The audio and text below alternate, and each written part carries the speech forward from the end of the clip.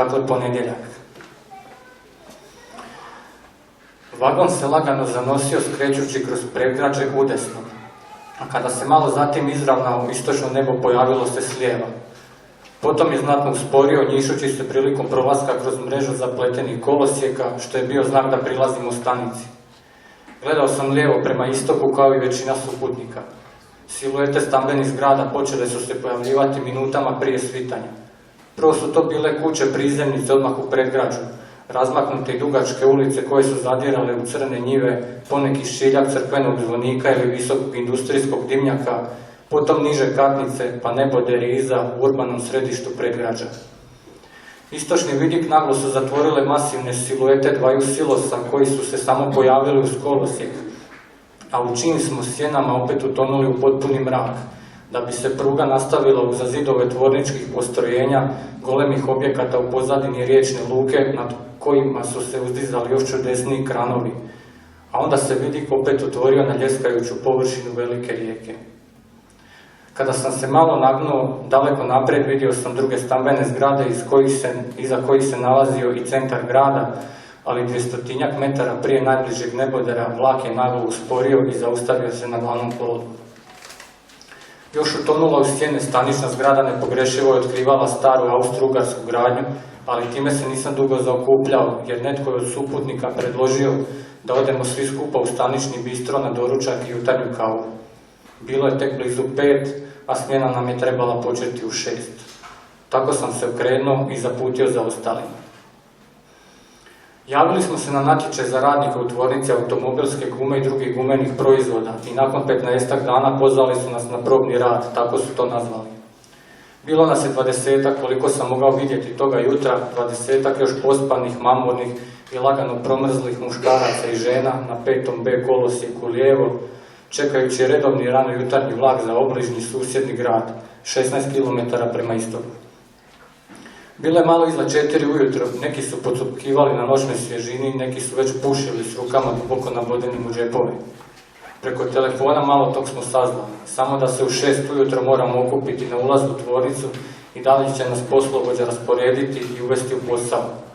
Radno iskustvo nebitno, pisalo je u natječaju, ponovio je čovjek preko telefona, vozačka ne treba, smještaja nema, putni tijelom pokriven.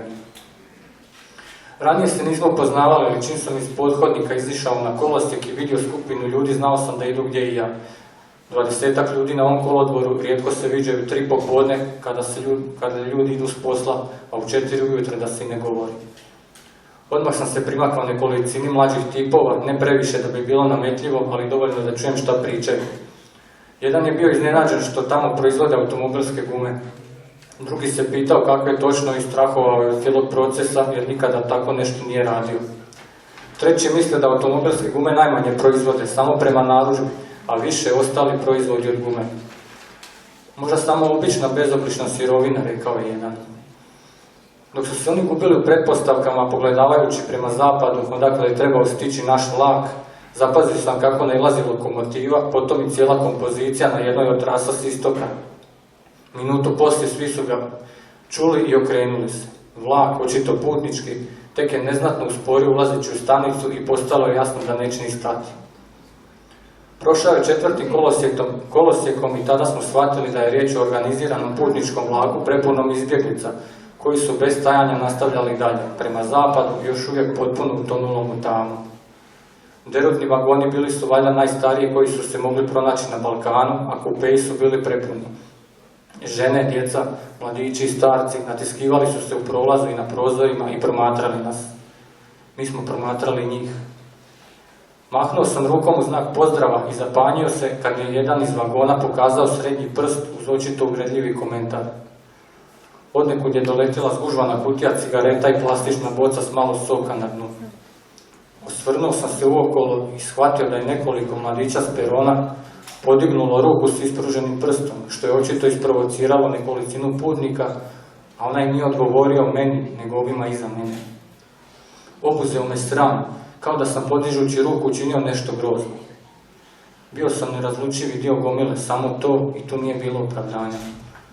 Kasnije su likovi u vlaku pričali da su muslimani prvi počeli s provokacijama iz vagona, a da su oni zapravo uzvratili njima, ali u to nisam bio siguran.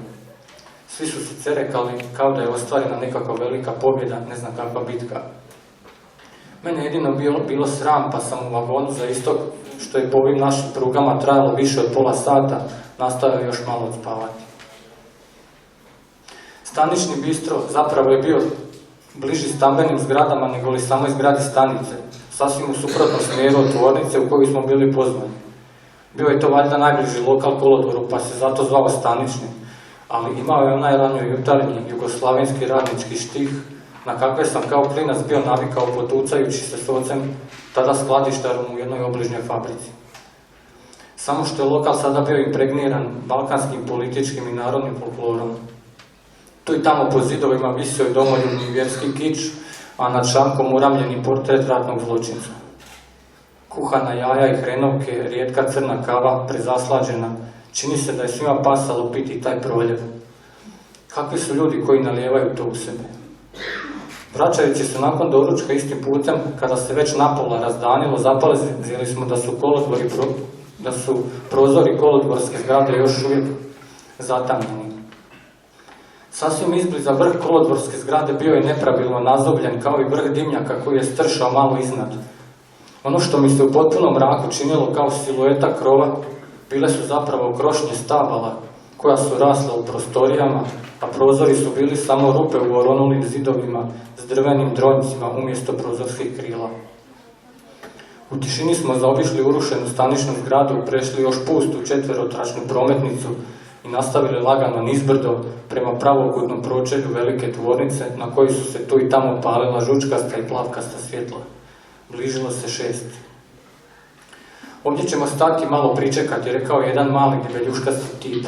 Ispostavilo se da je on nekakav nadzornik i da tamo moramo čekati šefa. Nalazili smo se na nekom malom raskrižju 200 metara od tvornice.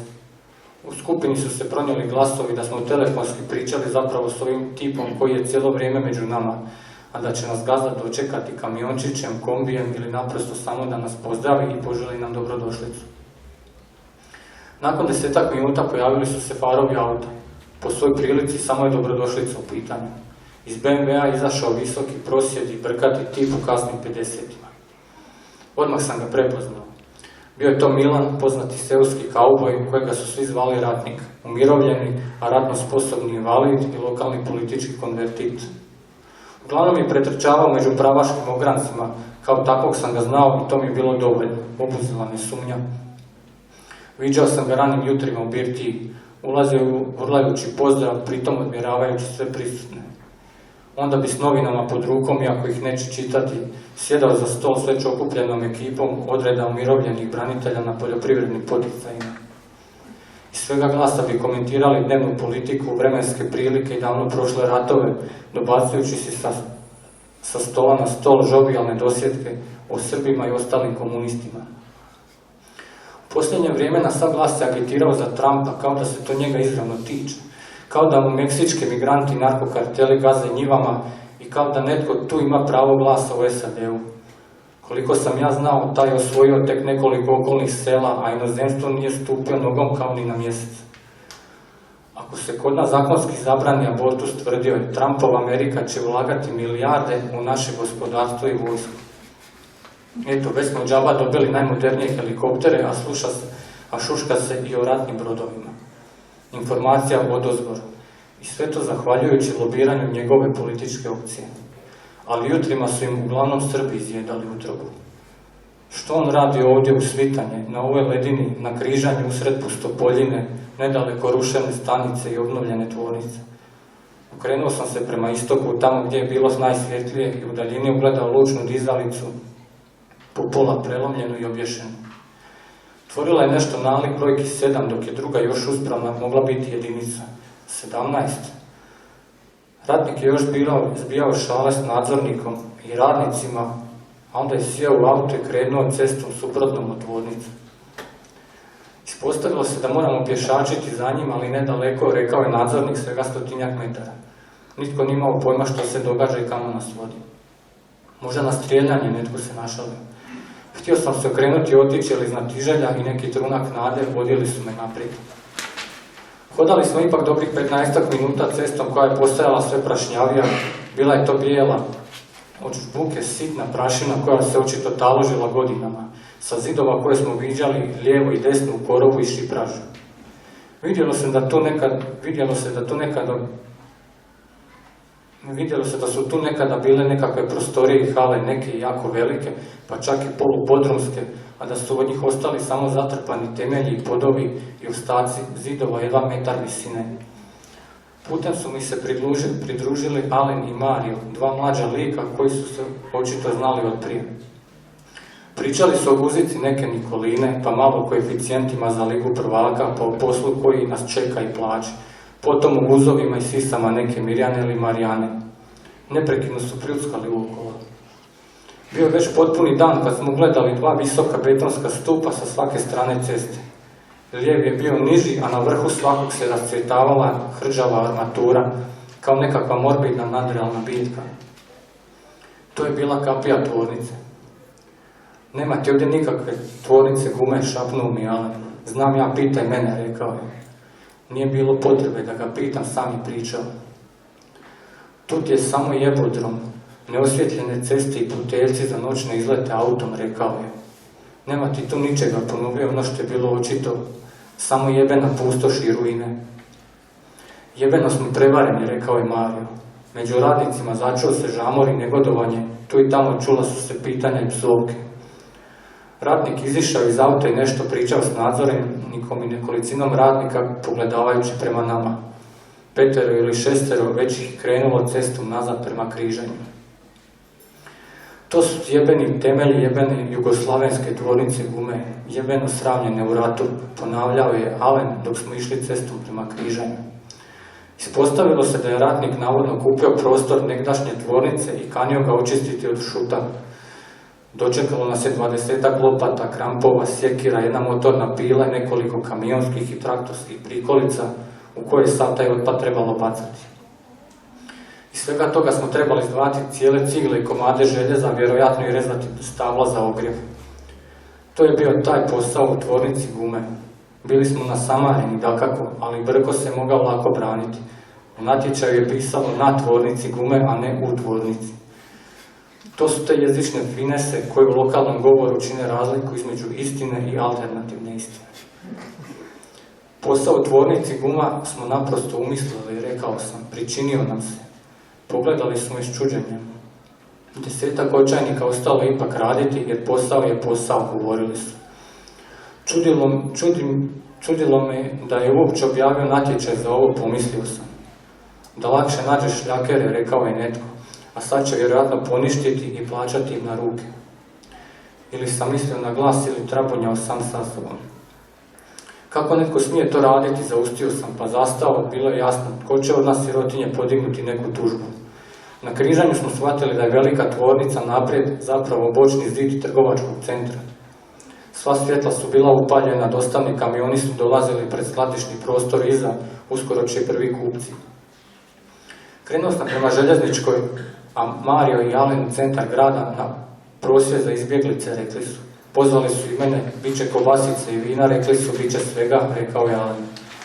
Pustio sam ih da daju potporu u moje ime i bezvoljno krenuo kući. Ali na ostacima stanice nije bilo vlaka, niti voznog reda, niti ikoga koga bih mogao pitati. Mogao sam tu čekati satima, pomislio sam, pa i čekao bih da sam imao hrane i ležaljku u hladovini, ali nisam. Mrtve hrđave dizalice opet su se nadvile nad glavu, a lijevo prema predgrađu stajao je masivni betonski silos s desecima okruglastih rupa od granata. Bilo ih je raznih nepravilnih oblika i veličina, a iz svih je navirala tama. Ili u njih, ondje odlazi noć. To je posljednje što se skladišti ovdje, pomislio sam. Odmah uz silos išla je pruga kojom smo došli. Drugi silos odavde se nije vidio, a između njih bili su spaljeni hrđavi zidovi velikih hala za remont vlakova, urušenih krovova, izvijenih metalnih okvira i bezbrojnih okruglih rupa sa strana. Iz svega i u svemu raslo je drveće, visoko drveće, šipraže i korov.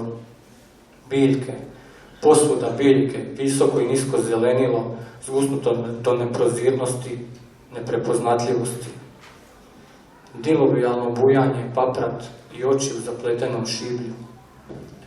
Odjednom mi se nekakva osa pojavila pred okom, pa sam uzmahao rukama, a kada se sve opet posložilo, shvatio sam da je riječ o ptici koja je daleko naprijed izletjela iz jedne okrugle rupe na silosu. To me je trgnulo, prenuo sam se iz omamljenosti i krenuo prema centru. Čekala su me dobra 3 kilometra, više od pola sata, kraj bolnice i pijace, preko mosta na trg, kroz prosvjed potpore i onda gore na autobusni. Odavde se vidio samo obližnji stambeni neboder, daleko dolje hotel na obali, već u centru, a još niži niz oko rijeke, visoki toranj od cigle i betona. Na trgu se okupilo 30 ljudi s nekoliko transparenata. Činilo se da se ne obraćaju nikome posebno, samo prolaznicima koji su ih čak i pogledavali, ne svikli na prosvjede i ikakve događaje. Kraj mosta sam kupio sirotinjski hamburger s komadom smrdljivog mesa i smežuranim listom salate i jeo ga gledajući prosvjednike. Više od polovice bile su žene, dosta studenata, ali nekoliko sjedokosih muškaraca. S njihovim stavovima ispisanim na transparentima mogao sam se složiti, ali nisam imao volje ni vremena pridružiti se. Čvor u želucu se stezao i otpuštao, noževi u prsima i potiljku. Na mostovima je visjelo cvijeće. Mala rijeka se ulijevala u veću, čuo se šum, žamor, netko je zgužvao masnu vrećicu od hamburgera. Veliki hotel na obali bio je skelet šupljih prozorskih duplji, prepun dame. Jedna je prosvjednica dijelila nekakve letke, pa sam prišao i uzeo jedan. Bio je to jeftino otisnuti crno-bijeli propagandni letak koji uglavnom ponavljao ono što su napisali na transparentima, a dolje je bio i potpisan i organizator, nekakva civilna udruga za koju dotad nisam čuo. Mora da su se oformili samo za ovu prigodu. Na poleđini je iz nekog razloga bio otisnut pojednostavljeni plan grada, možda za istomišljenike iz drugih mjesta kojima su se organizatori nadali. Djevojka je nešto pričala, ja sam promatrao tu poznatu mapu koja se iz mojih ruku širila kilometrima uokolo i popunjavala bojama, mirisima, događajima i sjećanjima. Čak i na mapi naslučivala se ružnoća ovoga. Beskrajno duge, slijepe, jednosmjerne ulice bez prometnih znakova u koje biste lako zalutali da bi vas na povratku čekala policija.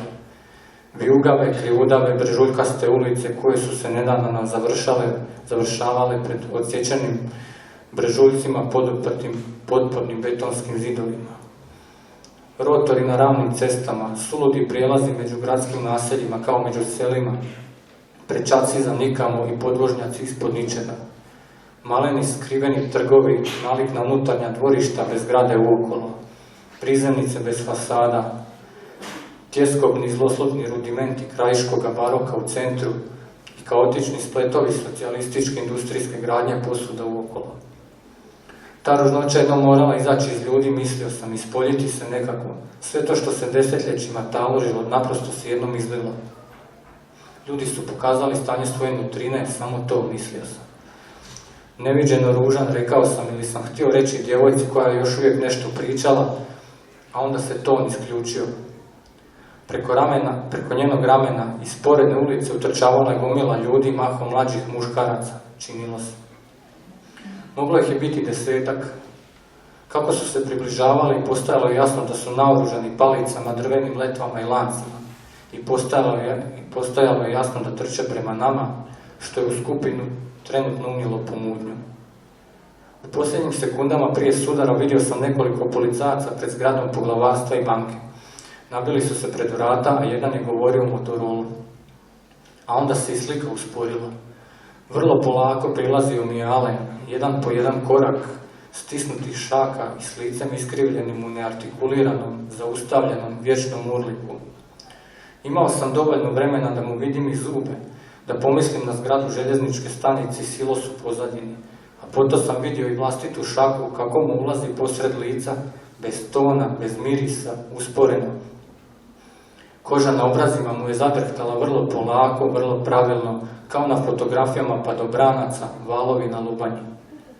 Tekućina je prsnula i baš tada je netko upalio tonove, a vrijeme i gravitacija su ponovno proradili.